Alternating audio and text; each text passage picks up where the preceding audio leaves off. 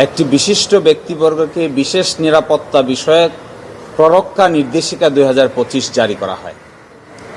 এই বিশিষ্ট ব্যক্তিদের নিয়ে যে নিরাপত্তা প্ররক্ষা নির্দেশিকা জারি করা হয়েছে, এখানে বাংলাদেশের প্রধান বিচারপতিকে রেঞ্জ ডিআইজি, পুলিশের মহাপরিদর্শক সহ বাকিগুলোর সঙ্গে একই রকমভাবে তুলনা করা হয়েছে।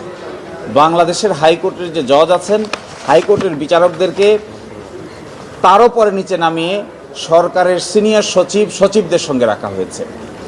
এবং আরও ইন্টারেস্টিং বিষয় হলো, আপিল বিভাগের বিচারপতিকেও পুলিশের মহাপরিদর্শকের সঙ্গে সমমানে প্লেস করা হয়েছে।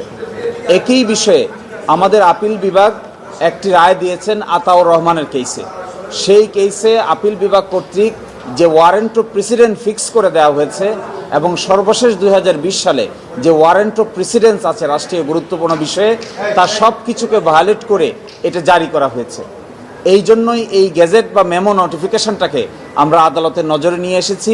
অতীতের যে ওয়ারেন্ট অফ প্রেসিডেন্ট ছিল 2020 সালে জারি করা, সেটারও গেজেট দেখিয়েছি। আপিল বিভাগে যে মামলাটি নিষ্পত্তি হয়েছে সেই রায়ের কথাও বলেছি এবং সেই মামলার রিভিউ পিটিশন শুনানি আছে, যা 27/4/2025 শুনানির জন্য অপেক্ষমান আছে। এই প্রেক্ষিতে কি করে স্বরাষ্ট্র মন্ত্রণালয় থেকে এই ধরনের সিকিউরিটি প্ররক্ষা নীতিমালা জারি করা হলো, এটি একটি সারপ্রাইজিং বিষয়। আইন কানুনের তোয়াক্কা না করে, ওয়ারেন্ট অফ প্রেসিডেন্সের তোয়াক্কা না করে এই ধরনের নীতিমালা জারি করে মূলত বাংলাদেশের সংবিধান এবং বিচার বিভাগের প্রতি বৃদ্ধাঙ্গুলি প্রদর্শন করেছেন।